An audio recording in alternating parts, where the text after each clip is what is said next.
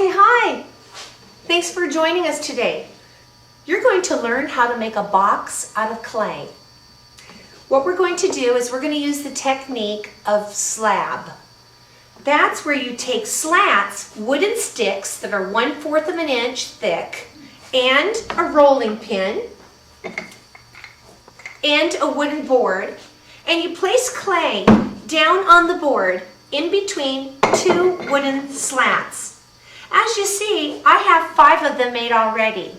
If you're thinking about it, a box, a cube, is 6 sides. 6 sides that are 4 inches by 4 inches. And the cube is a 3-dimensional piece in ceramics. We're going to make a cube into a box. And our box is going to be called a heritage box. So what I did was I already rolled out 1, 2, 3, 4, 5 4-inch by 4-inch pieces already using this technique. I need one more. So I'm going to place my ball of clay in between the 2 slats. I take my rolling pin and I start rolling back and forth, back and forth. Now when the clay finally hits those 1/4 of an inch slats, then we know that it is 1/4 of an inch thick. We always flip it over because the other side of the clay is ugly. We want it to be nice and smooth. So we roll it really well and it hit the slats. Can you hear that wood? Yeah, I can hear that. Both sides are very nice and neat.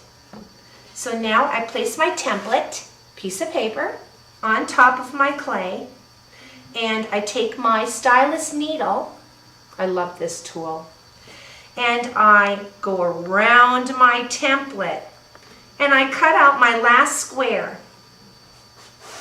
You need 6 squares to make a box. Now this clay is soft. I'm going to need this clay because I have to make some coils in a little bit. Flipped over, smooth. People think they need to get a bunch of water and smooth it all with water, but we don't need to do that. That just slimes it up. That makes it too gooey and too messy. I just use my fingers like this and I pet it.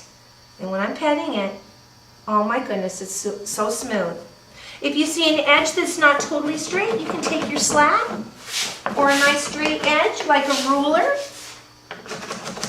and just kind of slap the sides and get it super, super nice and neat. Okay.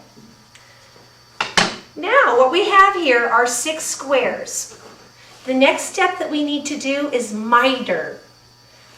In wood, carpentry, wood makers, they always miter their wood because it gives it a better connection. You put 2 pieces together, a bottom and a side wall, miter the edges at a diagonal, and it's a much tighter fit. Okay? That's what we're going to do. We're going to take a slat, a wooden slat, and we're going to place it on our square, 1/4 of an inch inward. On your ruler, there are 4 sections, 1/4, 1/4, 1/4, 1/4. We're going to go in 1/4, okay? 1/4 inward, move our slat. We hold this down. We take the needle tool. And what we do is we want to cut and slide this, touching the wooden slat like this at a diagonal, but also scratching the wood at the same time. So what we do is we do it at the same minute. We hold it down 1/4 of an inch. We scratch the wood and we point it at a diagonal, and oh my goodness, a perfect mitered cut at a diagonal. Do you see this, how it's slanted? Very good. Let's do that to all of our sides, and then we'll get to put our box together. Turn it to the side at a diagonal. Now I'm not cutting down here at the very, very bottom. I'm just taking off a corner of an edge all the way across. If I started cutting down really straight like this, I would not make this 4 inches by 4 inches any longer. I would be cutting too much off. So I'm very careful to do it at a diagonal. Not interfering with the bottom. Perfect. Ooh, that one's done. I'm very quick at it. And slant. Miter. Miter. Miter. All done with that one. 2 done, 4 to go. I just placed my slat 1/4 of an inch. Slide it at a diagonal.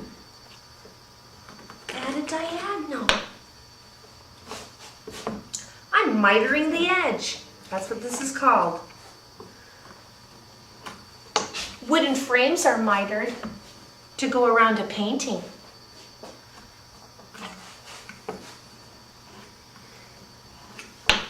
Beautiful. 3 more to go. Miter the edge.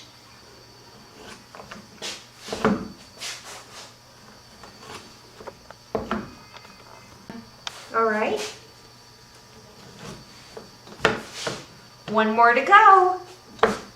The last miter. Move the slat in 1/4 of an inch. Miter at a diagonal.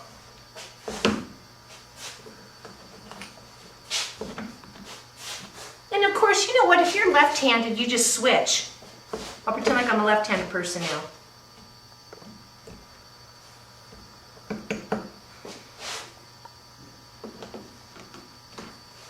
Voila.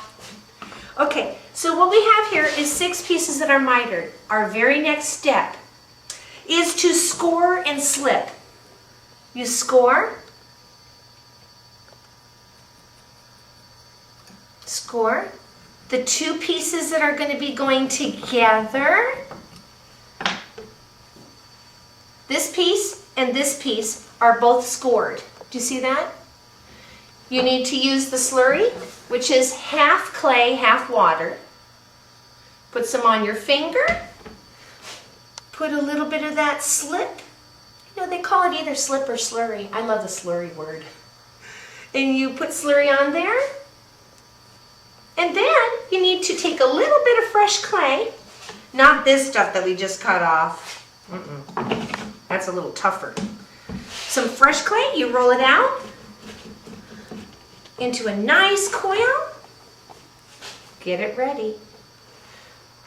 Put the 2 sides up together. Put a little bit of this slurry right there in the connection. Lay that coil right on there. It's nice and soft, so we don't need to score that coil at all. Smooth. Okay, and then what you do is you continue to put these walls straight up. 1 piece at a time. Look at that, how it stands straight up. It's exciting. The next step is you always do the corner. You wouldn't do one over here on this side, like that. No, you should do one right next to it, okay?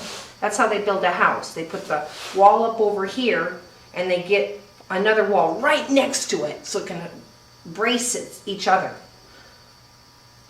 So we score with the needle, crisscross, diagonal, back and forth, scoring the dickens out of it. Really a lot. Sauce it up. Get it real saucy. Real gooey. All right, now I'm going to put this one, and I'm going to score. Back and forth, scratch. Okay. Right here, these are scored and it pieces all together because I mitered and I put that nice slip in there. Okay, so we would continue to do all these sides.